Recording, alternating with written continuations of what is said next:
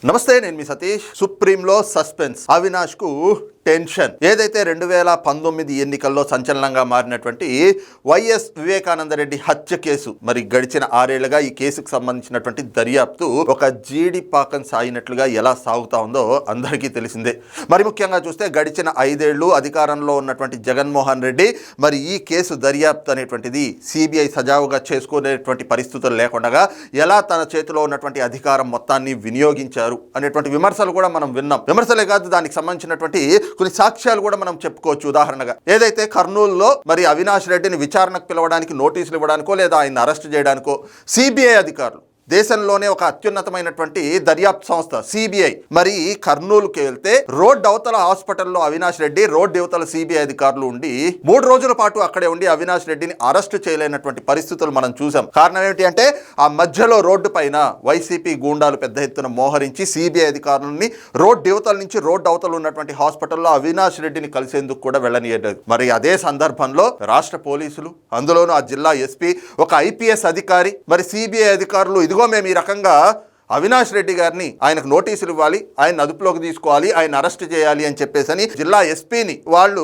ఆ రోజున సంప్రదించినటువంటి క్రమంలో మరి ఏ రకంగా జిల్లా ఎస్పీ ఇప్పుడు గనక అవినాష్ రెడ్డిని అరెస్ట్ చేస్తే శాంతి భద్రతలకి విఘాతం కలుగుతుంది కాబట్టి మేము సహాయం చేయలేము అని చెప్పి ఒక జిల్లా ఎస్పీ నేరుగా సహాయ నిరాకరణ అని చెప్పి తెలియజేశారు. అంటేనే మరి జగన్మోహన్ రెడ్డి ఏ రకంగా తనకున్నటువంటి అధికార దుర్వినియోగానికి పాల్పడ్డారు అనడానికి ఇదొక సాక్ష్యంగా చెప్పుకోవచ్చు.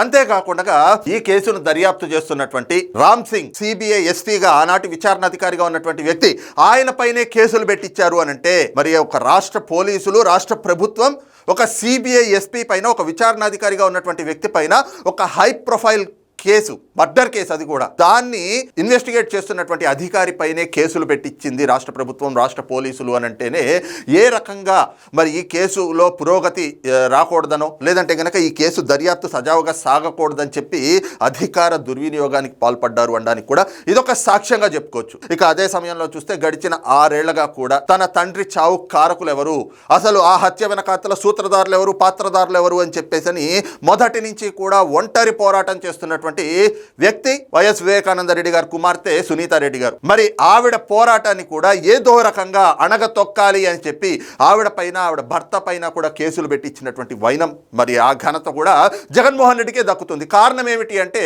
ఈ కేసులో కీలక నిందితుడిగా అభియోగాలు ఎదుర్కొంటున్నటువంటి అవినాష్ రెడ్డి దగ్గరికి సిబిఐ అధికారులు రాకూడదు, ఆయన్ని అరెస్టు చేయకూడదు. ఇదే ప్రధానమైనటువంటి మోటోగా గడిచిన 5 ఏళ్లు జగన్మోహన్ రెడ్డి తనకున్నటువంటి సర్వాధికారాలు ఒడ్డి అవినాష్ రెడ్డిని అయితే గనక ఈ కేసు నుంచి కాపాడుకుంటూ వచ్చాడు. ఈ కేసులో దర్యాప్తు అనేటువంటిది ముందుకు వెళ్ళనీయకుండా ఆయన అనేక ప్రయత్నాలు చేసుకుంటూ వచ్చారు. ఇక అదే సమయంలో ఈ కేసు పురోగతి చెందకుండా ఉండడానికి మరికొన్ని కారణాలు కూడా ఉన్నాయి. అందులో ప్రధానమైనటువంటి చూస్తే అవినాష్ రెడ్డికి లభించినటువంటి ముందస్తు బెయిల్, ఏదైతే గనక తెలంగాణ హైకోర్టులో ఆయన ఏదైతే సిబిఐ అధికారులు నోటీసులు ఇస్తా ఉన్నారు, మరి ఆయన్ని అరెస్టు చేస్తారు అనేటువంటిది ఆయనకు కొంత అనుమానం ఉంది అని చెప్పి తెలంగాణ హైకోర్టులో తనకి ముందస్తు బెయిల్ కావాలి అని చెప్పి పిటిషన్ వేసుకున్నటువంటి క్రమంలో తెలంగాణ హైకోర్టు కూడా ఆయనకి ముందస్తు బెయిల్ ఇచ్చింది. అయితే ఈ ముందస్తు బెయిలే ఈ రోజున ఈ అవినాష్ రెడ్డికి ఒక రక్షణ కవచంగా ఉండడమే కాకుండా ఈ కేసు అనేటువంటిది పురోగతి చెందకుండా, అంటే ఒక లాజికల్ కన్క్లూజన్కి రాకుండా చేస్తున్నటువంటి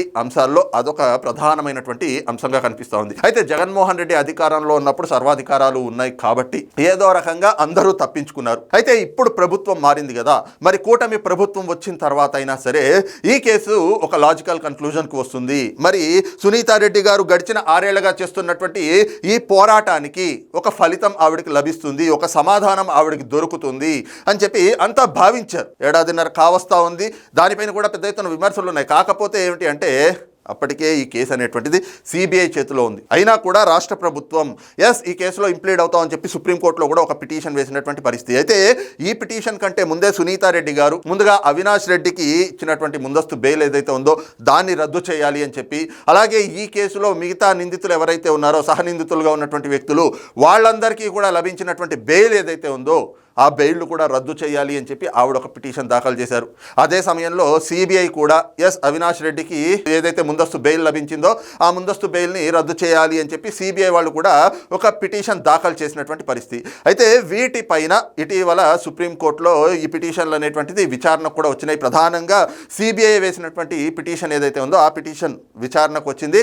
ఆ విచారణకు వచ్చినటువంటి క్రమంలో మరి సుప్రీంకోర్టు ధర్మాసనం కూడా సిబిఐ అధికారులని ప్రశ్నించింది. ఏమిటి ఈ కేసులో ఇంకా దర్యాప్తు చేయాల్సి ఉందా, లేదు మీ దర్యాప్తు ముగిసిందా అన్న క్రమంలో మరి సిబిఐ వాళ్ళు కూడా లేదు మా దర్యాప్తు ముగిసింది అని చెప్పేసి వాళ్ళు సమాధానం ఇచ్చారు. ఆ క్రమంలో అనేక ఏదైతే గనక చర్చలు కూడా జరిగినాయి. అదేమిటి సిబిఐ దర్యాప్తు ముగిసింది అని ఏ రకంగా చెప్తుంది, ఇందులో ఇంకా అనేకమైనటువంటి కోణాలు ఉన్నాయి కదా.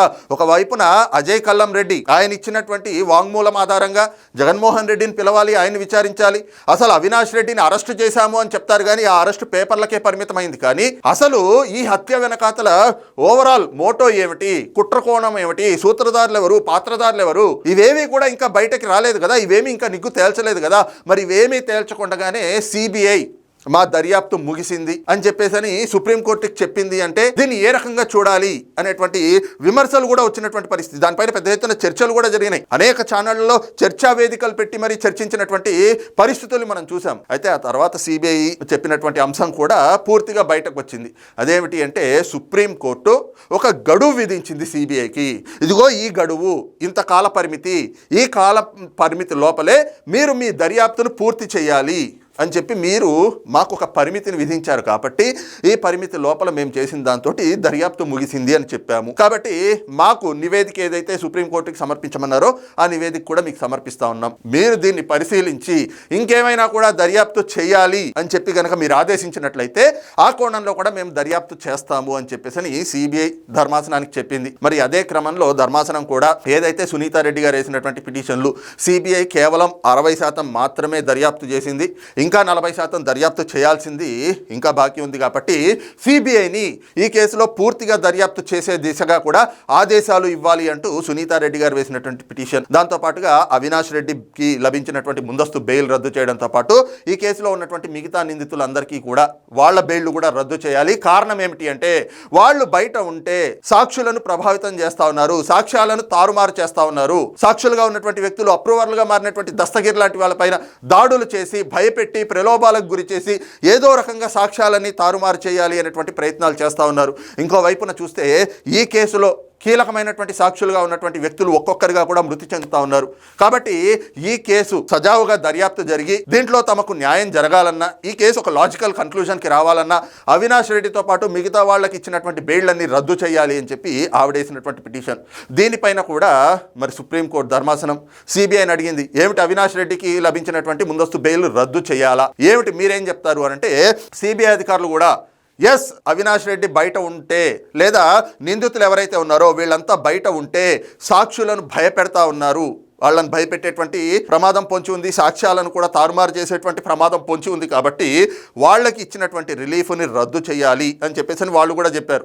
అయితే ఆ క్రమంలో ధర్మాసనం అనేటువంటిది ఆ కేసు విచారణని సెప్టెంబర్ 9వ తారీఖుకి వాయిదా వేస్తూ ఆ 9వ తారీఖు నాటికి ఒక అఫిడవిట్ని కూడా దాఖలు చేయాలి అని చెప్పి సిపిఐకి ఒక కీలకమైనటువంటి ఆదేశాలు జారీ చేసింది. మరి అప్పటి నుంచి కూడా అటు అవినాష్ రెడ్డిలో కానీ ఇటు జగన్మోహన్ రెడ్డిలో కానీ వైసీపీ వర్గాల్లో కానీ మరి సెప్టెంబర్ 9 ఏం జరగబోతా ఉంది అనేటువంటి ఒక టెన్షన్ కూడా నెలకొన్నటువంటి పరిస్థితి. కారణం ఏమిటి అంటే సెప్టెంబర్ 9 ఒక ఇంత చెప్పాలి అంటే ఒక కాళరాత్రిలాగా నిద్రలేని రాత్రులు గడిపేటువంటి పరిస్థితులు కల్పించింది. ఎక్కడ సెప్టెంబర్ 9వ తారీఖున విచారణ, మరి ఆ విచారణలో సుప్రీంకోర్టు ధర్మాసనం ఏం చెప్తుంది, సిబిఐ తమ అఫిడవిట్ లో ఏం పొందుపరచబోతా ఉంది, మరి ఆ అఫిడవిట్ ని చూసిన తర్వాత ధర్మాసనం ఎలాంటి తీర్పిస్తుంది, అవినాష్ రెడ్డి ముందస్తు బెయిల్ రద్దవుతుందా, అలాగే అవినాష్ రెడ్డిని అరెస్ట్ చేస్తారా, ఏం జరగబోతా ఉంది అనేటువంటిది మాత్రం పెద్ద ఎత్తున ఉత్కంఠకు దారితీసినటువంటి క్రమంలో ఈ రోజున సెప్టెంబర్ 9 రానే వచ్చింది. మరి ఈ కేసు అనేటువంటిది మళ్ళీ సుప్రీంకోర్టు ధర్మాసనం ముందర విచారణకు వచ్చినటువంటి క్రమంలో మరి సిబిఐ వాళ్ళు అఫిడవిట్ దాఖలు చేయాలి. దానిపైన ధర్మాసనం సిబిఐని ప్రశ్నించింది, ఏది అఫిడవిట్ దాఖలు చేస్తున్నారు కదా,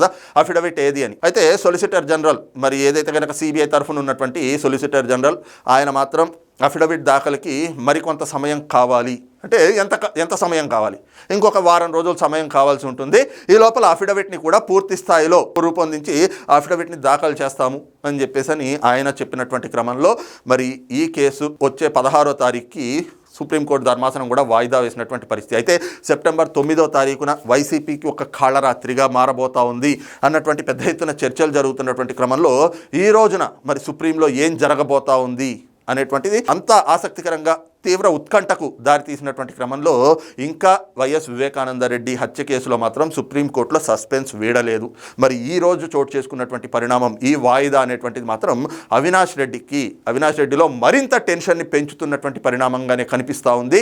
మరి సెప్టెంబర్ 16వ తారీఖున జరిగేటువంటి విచారణలో ఏం జరగబోతా ఉంది అనేటువంటిది కూడా తీవ్ర ఉత్కంఠకు దారితీస్తున్నటువంటి పరిణామంగానే కనిపిస్తూ ఉంది. మరి ఈ అంశంపైన మీ అభిప్రాయం ఏమిటనేటువంటిది కింద కామెంట్ సెక్షన్లో మెన్షన్ చేయండి. Thank you.